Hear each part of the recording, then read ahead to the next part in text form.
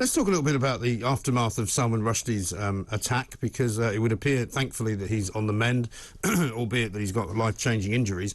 But there's been a lot of conversations about the blasphemy laws in this country and the rights that we have to be offensive to people who take offence on account of whatever deity they believe in. What's your take on the blasphemy laws and where we stand with those? Well, you know, if you look at history, the one thing that we're absolutely clear about is that any idea that was a really good idea, that any kind of creative, new, innovative idea was almost always denounced as offensive or as a form of heresy or even as blasphemous. And very often blasphemy laws are used as a way of regulating speech and cutting down on speech. And it seems to me that one of the things that we learned from the past is that the very ideal of free speech evolved precisely because people were fed up with not being able to say certain things on the grounds that it was a kind of blasphemy.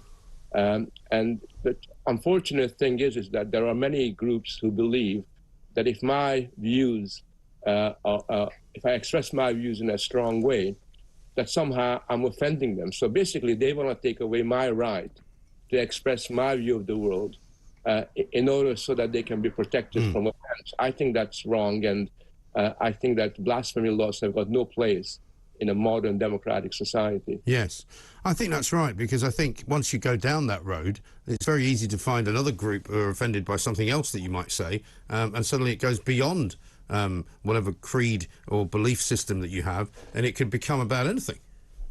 Well, you know, I get offended all the time. You know, whenever I hear somebody tell me to use my pronouns, or whenever somebody tells me that actually, you know, sort of there's more than two sexes and there are hundreds of genders.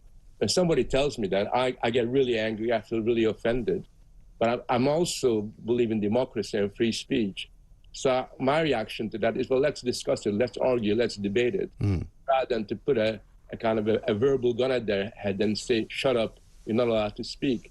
So I'm sure you, Mark, as well, you know, very often listen to stuff and you say, well, what the heck? What's happening to this world? How can they say such crazy things?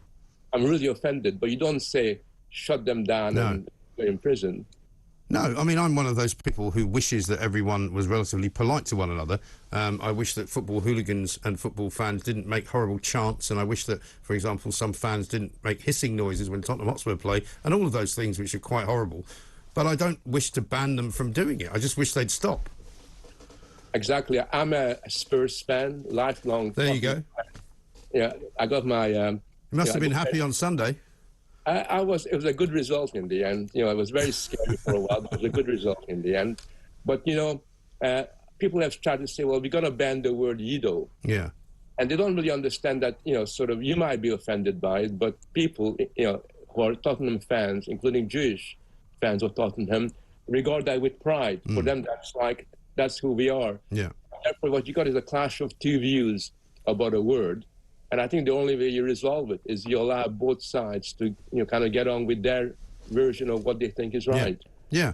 No, I think that's absolutely right. Just one final thing. We've only got about 30 seconds left, Frank.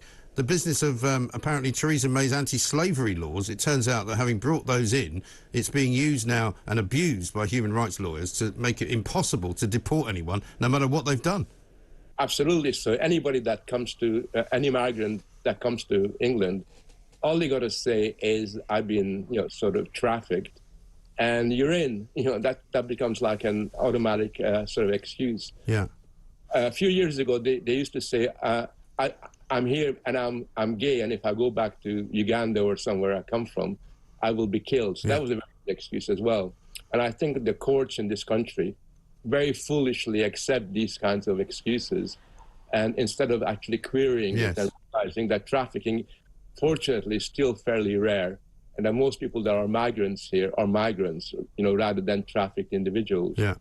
I mean, again, the system doesn't actually question things because the system believes everybody to be good, which of course they're not, and that's where the problem lies. Frank, great to talk to you. Thank you very much indeed. Frank Furedi, a professor, of course, author and sociologist there, talking about a great many things. We'll talk to all of you about matters arising from that. Coming next, though, Mark Francois, MP. He's going to talk about the RAF recruitment chief who's quit because there's been a row over what is now being called an effective pause on hiring white men. Nobody's quite sure why. We'll find out. Coming next on talkTV.